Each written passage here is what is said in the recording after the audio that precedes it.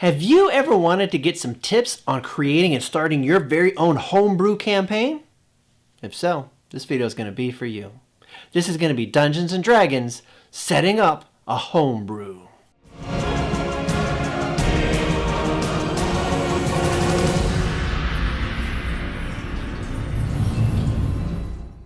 Hi guys, I'm DM Dunn, and today I'm going to show you how I set up my first homebrew.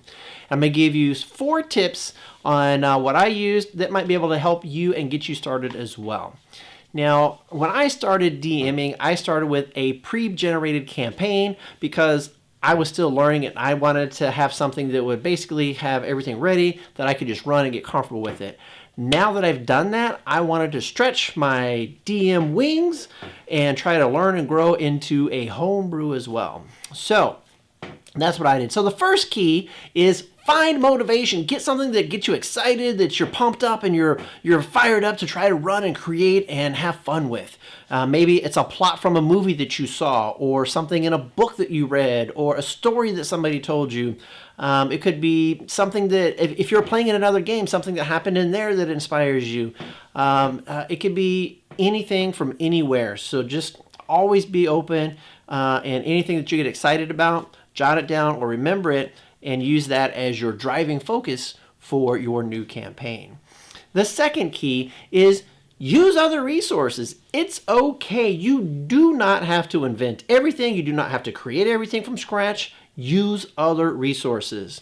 There is a great website called the DM's Guild, the DM's Guild, and I'll try to type it in. I think have my editor put it in .com, and they've got lots of resources available. Some like pre-generated one-shots or like campaigns, books, different kinds of class and features, all kinds of cool stuff in there. Some of it's free, some of it's only a couple of dollars, some of it's more than that, but you can get inspired by so much cool creative stuff in there that everybody just kind of puts into this one big resource that's available to you.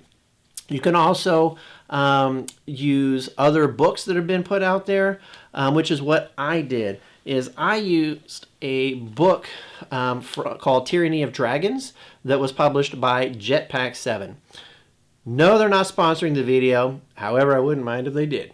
But no, Legendary Dragons for me was awesome. It's got some amazing dragons that don't exist in the regular monster manual. They do have some magic items. They do have some custom monsters, and there's some other stuff as well. But they also have these awesome dragons.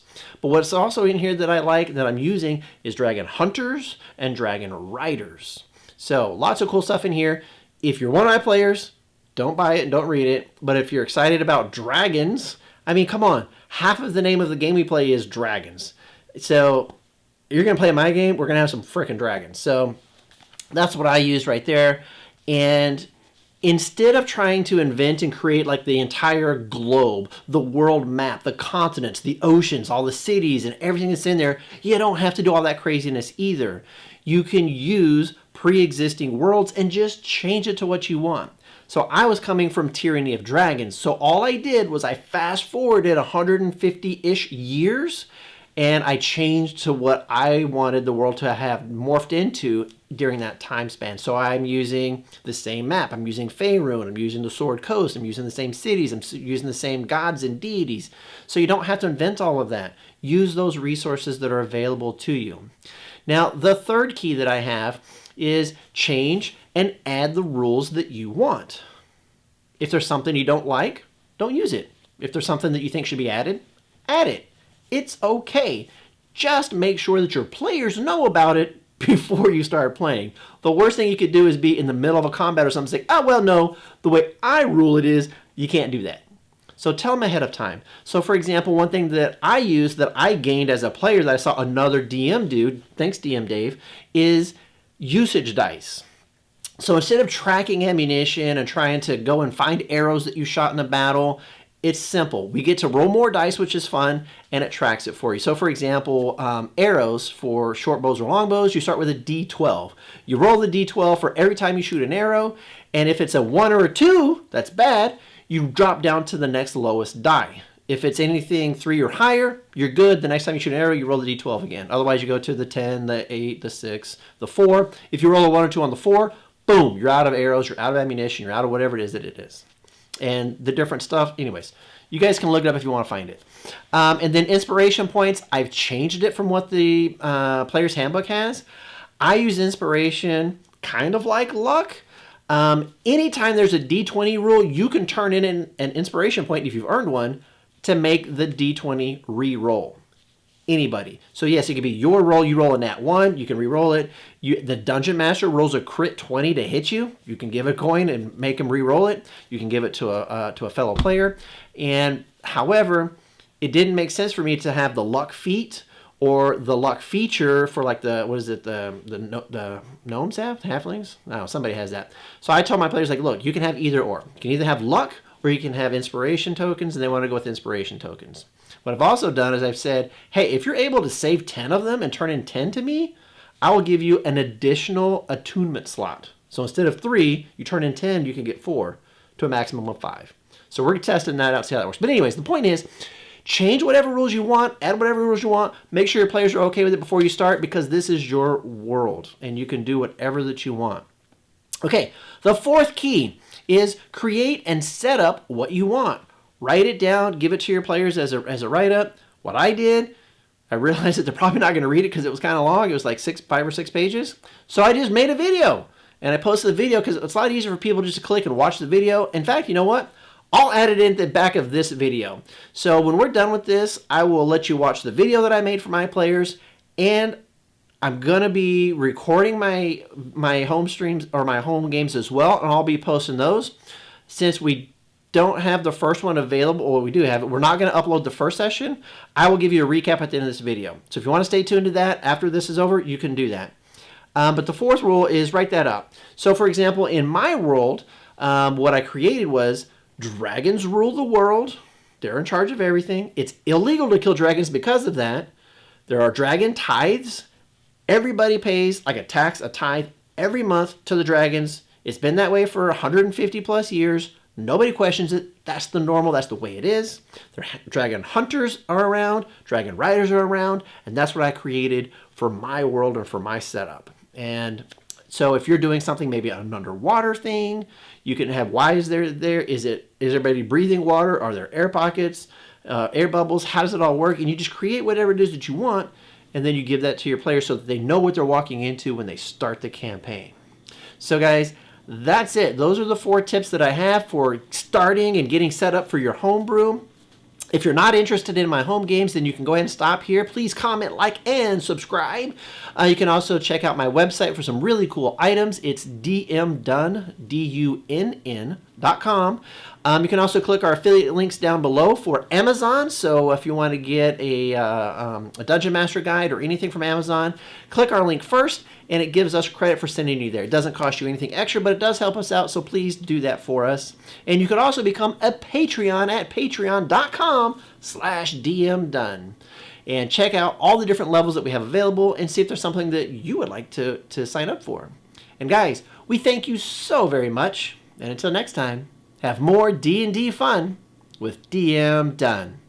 Well, hey there. You stayed tuned afterwards, which means that you're probably curious, at least, about my home games that I'm going to be posting on the website or on the YouTube channel as well. So the first thing is I need to make sure and get a couple of announcements and clarifications out here for everybody. We are not professionals. We are not professional actors. We are not professional recording artists. We are not professional editors. We are not... This is our home game that we do for fun, okay? Now, we are learning and we're getting better, and we'll try to increase the quality the best we can with our resources that we have available. But understand, this is not made for you guys. It's not a production. This is not Critical Role. It's not scripted. It is not designed to entertain you, the viewer. It is just us doing what we do. And it's going to give you the opportunity to basically have like the fly on the wall kind of view, if you're interested, to see what we do and how we do it. We do ask that you please be respectful to all of us. And if you don't have anything nice to say, then just please don't say anything. We don't need any negativity. There's enough negativity in the world already. So either watch it and enjoy it, say nice things, or just watch it, and if you don't like it, stop watching it. But you don't be mean. Don't say anything. Don't tell us we did stuff wrong. Don't tell us. We don't want any negativity. Please. We're asking nicely. So I'm going to go ahead and show you guys the video campaign intro that I filmed for my players. And then after that, I'm going to go ahead and give you a recap of our first session.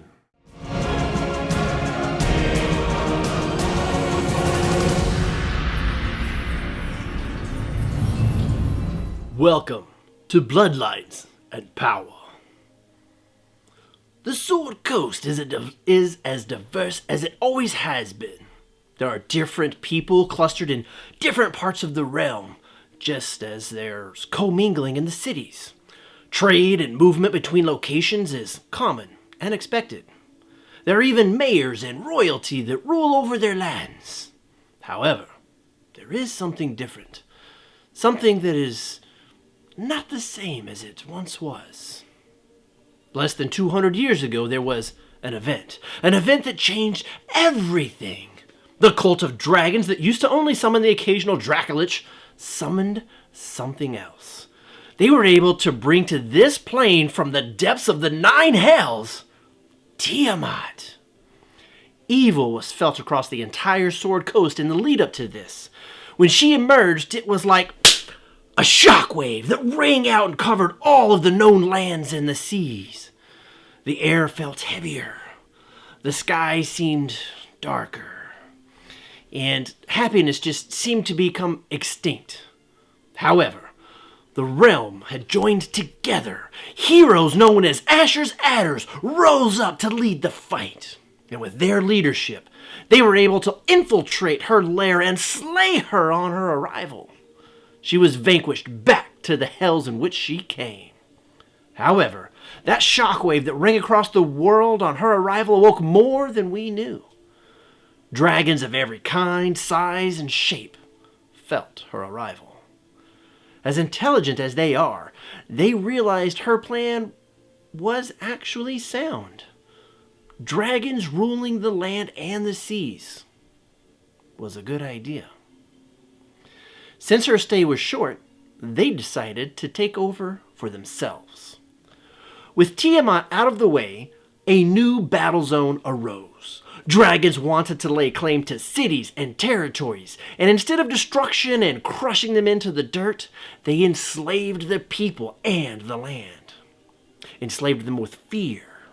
First, claims had to be made and defended. Dragons fought each other, and these battles were amazing spectacles. Often, the results were dead dragons littering the world. However, the strongest were still left to enforce their claims. Since the great battles of claim, the people of the lands pay tribute to their dragon. We have learned not to skip or skimp on these offerings. We have learned at the cost of destruction and lives lost. It is a rare occasion that a new dragon tries to take the claim from another. And because of this, it can be many years without even seeing the ruling one. Now that things are settled, accepted, and normal, they tend to stay in their lairs. With the appearance of so many dragons, life has changed in other ways too.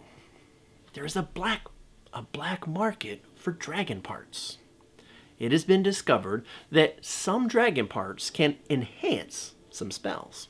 And because of this, a new profession known as dragon hunters was created.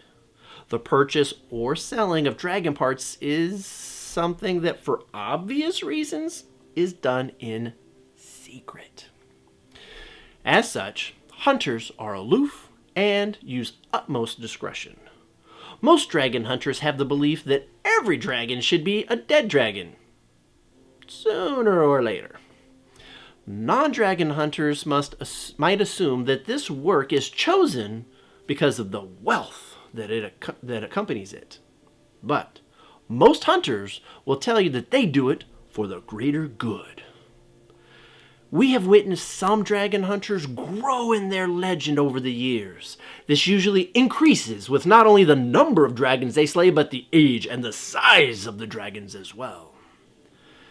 Now, it seems with every yin, there's also a yang, and instead of hatred towards these powerful creatures, there are some that respect them. And respect has turned to trust, and trust into bonds. And these bonds have created what we call dragon riders. This path, it takes time to develop. A rider chooses a dragon when it's still just an egg. And as the dragon grows, so does their relationship. And eventually the pair become one unit and are able to work together, accomplishing amazing maneuvers. Now, it should go without saying, but dragon hunters and riders don't really seem to like or trust each other. They have the opposite objective when it comes to the lives of dragons. What path will you choose for your life? Will you pick a normal trade like most, like a blacksmith or a woodworker or a shopkeeper and such? Or do you prefer the hunt, the thrill of the kill, danger over a safe warm bed? Or maybe you feel the rare draw to the dragons. Will you bond with one, grow with it, and work together? We all have choices to make. What would yours be? Okay, guys, that was the intro that my players got into this new campaign. Now, I did also spend some time using their backstories, those that wanted to write backstories, and I tried integrating those and creating reasons why their characters each needed to be in Baldur's Gate, which is where they're going to be starting the campaign. And I even did a short session with just me and two of the players because their characters were going to meet prior to session 1. So we just did a remote video 2-on-1 short little session where their characters met and got introduced. They had some interactions, they did some stuff, and then that was going to lead into our session 1. So you can do that kind of stuff prior to your session 1 as well. So now, let me give you a recap of what happened on Session 1 of Bloodlines and Power. Each of the characters had their own reason for seeking their evening meal at the Annoyed Pearl. Damien the Bard, a wandering traveler, was playing music for the tavern and inn, as he'd been working there for the past 6 days playing for tips. Rowena ordered her first meal in a large city. She's a wide-eyed with excitement of seeing city things for the first time. She was giddy with all of these firsts, having come from a small mountain village. Sitting at a table was Lux. This half-elf is still a bit of a mystery, but dressed in a manner that leads you to believe that he was prepared for danger. Arcturus, wearing robes and looking more of a scholar, also entered the Annoyed Pearl for a good meal. After these people had taken their seats and ordered the food, the doors opened again, and in walked another half-elf in armor that showed the town guard symbol. He introduced himself as Will and asked to join the table that Lux was also sitting at, as the tables were all full. The entertainment from the bard was good, and the food was warm and tasty, and after everyone in the tavern had finished their meals, Sarah, the server, made an announcement. She informed everyone that there was a special treat available to everyone this evening. She described a desert ale. A dessert, not a desert. A dessert ale. Her amazing description and her persistence paid off as every patron opted in for the new fancy drink. As the drinks continued throughout the evening, some tempers got tested, and a bit of a scuffle started. Someone was actually pushed into Rowena, which forced her to the ground. Damien, being the nice bard, offered her a hand up with a witty remark. "Ha ha! Welcome to the Annoyed Pearl," Damien said with a smile. Lux was ready to join in on the fun, while Will was grabbing his shackles and getting ready. Another stranger came running in and just jumped and lunged, and he tackled the entire group onto a tabletop. Arcturus helped to diffuse the situation with some calming words and a generous tossing out of some coins. Rowena was happy to add this experience to her learnings of the big city. After the bar fight, this new group of strangers decided to sit together and learn a little bit more about each other. Arcturus mentioned that he needed to travel south to Candlekeep for a delivery. There was a stranger whom was also a patron in the tavern that approached this new group upon hearing the word Candlekeep. He offered to hire this group as escorts to protect him as he had business in Candlekeep as well. After giving each person 2 gold, with the promise of 3 more for each person upon safe arrival, the newly formed team agreed. Rowena, being used to spending most of her time with her dragon companion, decided to spend the evening sleeping with her dragon in the outer city. In the morning, this newly hired and assembled adventuring party made their way south towards Candlekeep. Arcturus, at the first thing in the morning, told everyone that they might want to prepare for a wet, rainy day. And as they looked to the sky and saw the warm sun was cresting on the horizon with clear skies above them, well, most of them just wrote off his comment and they just marched on. Shortly after leaving town, the group was ambushed by some bandits. As this was the first challenge for these adventurers, they definitely had a learning curve. Some heavy damage was received, unconsciousness became a reality, and death saves were made. However, the group quickly learned on the fly and started working together as a team. The result was a beautiful victory.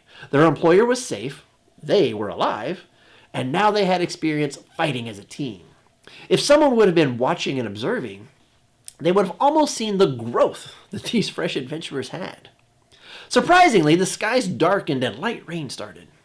And as they quickly advanced towards their goal of Candlekeep, the skies continued to darken and over the hours. And eventually it turned into a heavy rainstorm, creating a wet and uncomfortable experience for most. However, Arcturus seemed to have brought a heavy, weather-resistant coat with him. As the party traveled through the outskirts of a forest, they encountered another challenge. Kobolds appeared on both sides of them, looking for a fight. This time, Rowena's dragon was present and was able to impress everyone with a breath weapon attack. When all was said and done, the party was again victorious and working even better as a group. Eventually, they did arrive at the front gates of Candlekeep. Those that didn't already know, they learned that this is actually a collection of towers that host the most impressive collection of books and tomes and knowledge and research that the world knows. To gain admittance, one needs to offer something that can be added to the collection that isn't already there. The mystery employer delivered a book with a symbol that only Arcturus was able to notice.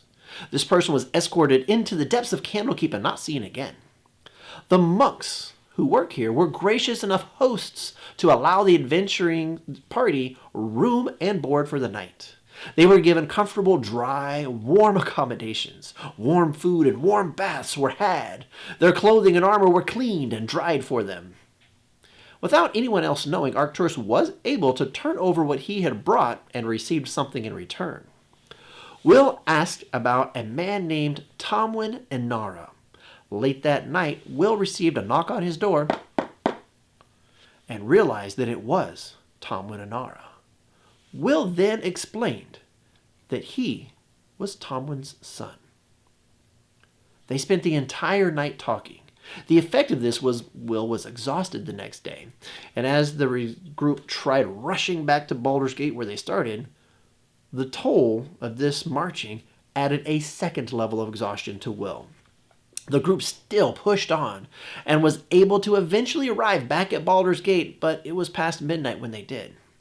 Will went straight to bed, having been absent without leave for an entire day from his duties with the town guard.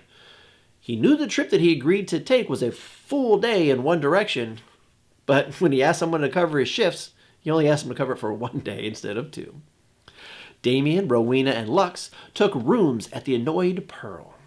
Arcturus was eager to deliver his package, which will come to be a common thread that everybody keeps pulling, probably through the rest of the campaign. Anyways, his once professor, whom he does find attractive, was waiting for this delivery. However, it being the middle of the night, she was asleep. He wakes her in the middle of the night, and the papers that he does deliver allows her to make progress on some things that she had been working on for Arcturus. They both shared a love and fascination for the stars and the cosmos. He stays up the rest of the night working on these things with her, meaning that he will have a level of exhaustion tomorrow. Now, the good news is that each of these characters are now level 2. Lux, Damien, Rowena, and Will each have a long rest. Will does still have 1 level of exhaustion, better than 2, and Arcturus did not get a long rest, and he also has 1 level of exhaustion. What will the new dawn have in store for them? Tune in to session 2 to find out. Guys, remember, have more D&D fun with DM Done.